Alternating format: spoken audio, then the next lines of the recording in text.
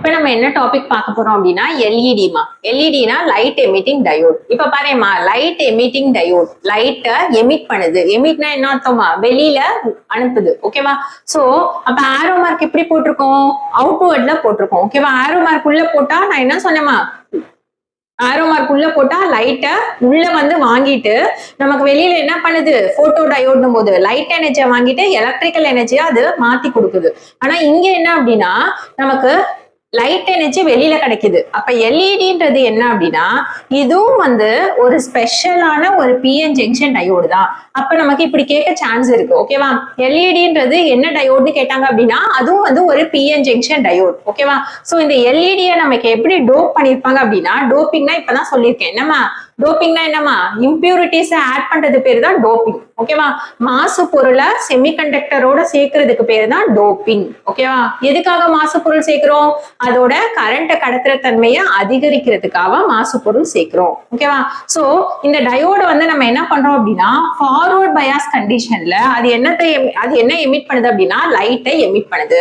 அப்ப இது ஒரு நார்மலான PN diode. So P type இருக்கும், என் டைப் இருக்கும். பிஏ தூக்கி என்ன பண்ணுவோமா? ஃபார்வர்ட் பயாஸ்னா பிளஸ்ல கனெக்ட் பண்ணுவேன், என்ன தூக்கி மைனஸ்ல கனெக்ட் பண்ணுவேன். சோ அதுதான் என்ன அப்படின்னா ஃபார்வர்ட் பயாஸ் சப்ளை. ஓகேவா?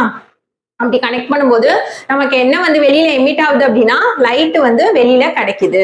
அப்ப நம்ம கொடுக்குற கரண்ட் எலக்ட்ரிக் கரண்ட்டை இது என்னவா மாத்தி கொடுக்குது அப்படின்னா லைட் எனர்ஜியா மாத்தி கொடுக்குது. அப்ப என்னமா எலக்ட்ரிக்கல் எனர்ஜியை எல்இடி என்னவா மாத்தி கொடுக்குது? நமக்கு லைட் எனர்ஜியா மாத்தி கொடுக்குது. அதே போட்டோ டயோடு என்ன பண்ணுச்சுமா? நம்ம என்ன வந்து போட்டோ டயோட்ல காட்டணும், உள்ள லைட் எனர்ஜி காட்டணும், வெளியில கிடைக்கிறது என்ன கிடைச்சதுமா? கரண்ட் கிடைச்சது. ஓகேவா? சோ அது ரெண்டையும் கன்வர்ஷனை நல்லா தெளிவா பாத்துக்கோமா. ஓகேவா? அடுத்தது இது என்ன மெட்டீரியல்ல செஞ்சிருக்கோமோ அதை பொறுத்துதான் வெளியில வர வெளிச்சத்தோட கலர் இருக்கும். ஓகேவா? சோ இது நார்மலா என்னென்ன மெட்டீரியல்ல செஞ்சிருப்பாங்க அப்படின்னா அலுமினியம் இண்டியம் கேலியம் பாஸ்பேட்ல செஞ்சிருப்பாங்க, இல்லைன்னா இண்டியம் கேலியம் நைட்ரேட். இந்த மாதிரி மெட்டீரியல் தான் என்ன பண்ணுவாங்க அப்படின்னா எல்இடிய நம்ம என்ன பண்ணுவோம் அப்படின்னா மேனுஃபேக்சர் பண்ணுவோம். ஓகேவா?